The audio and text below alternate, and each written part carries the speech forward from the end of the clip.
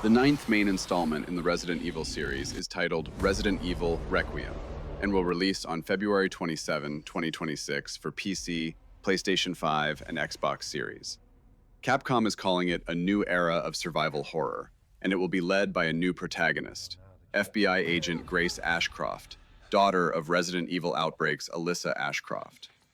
は FBI 捜査官グレース・アッシュクロフト内向的で怖がりバイオハザードとしては割と新しいタイプのキャラクターを作ろうとしていますプレイヤーと同じ目線で一緒になって怖がれるこういうキャラクターを狙っています物語の中でもちろん彼女も恐怖を克服し成長していくんですけども FBI 捜査官なので銃の扱いも慣れてますし冷静な推理力とかも発揮しつつ活躍するキャラクターになってます Grace will be investigating a series of mysterious murders and disappearances in Raccon City, years after it was devastated by the bombing seen in Resident Evil 3.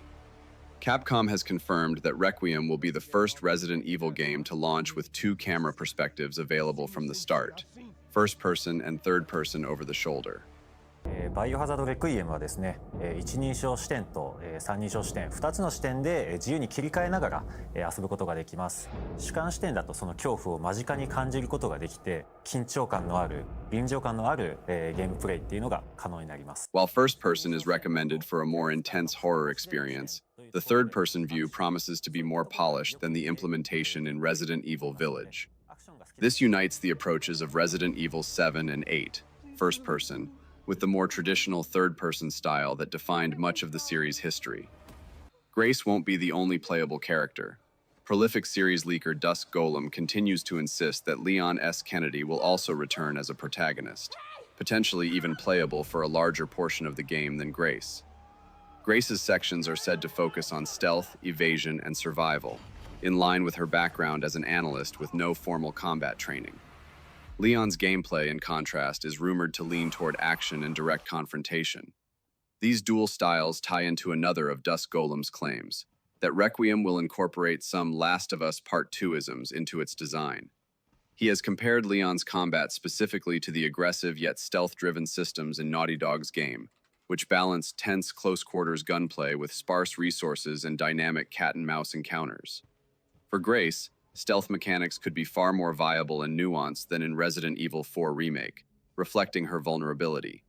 This contrast could mirror the dynamic between Ellie's stealth-focused play, anyway, Abby's more combat-heavy approach. Dusk Golem also claims that Requiem will feature open-ended areas and vehicle exploration, with hints that players may drive a motorcycle in parts of Raccon City. This would be a first for the franchise in terms of free vehicle control. Past games have only featured limited driving sequences, such as the car segment in RE7, the motorboat in RE4, and the armored vehicle in RE6. The next major look at the game will arrive during Gamescom's opening night live on Tuesday, August 19, 2025, followed by a playable demo on the show floor from August 2024. Whether Capcom will show a full gameplay sequence or just a new cinematic trailer remains unknown, but anticipation is high. By the end of August, fans should have a clearer picture of the game's protagonists, setting, and how these rumored mechanics, stealth, open exploration, and vehicle driving, will fit into what Capcom is calling the start of a bold new chapter for Resident Evil. And that's everything we know so far about Resident Evil Requiem.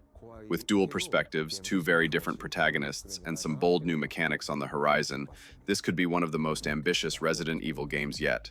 We'll be keeping a close eye on Gamescom next week to see if Capcom delivers on the hype.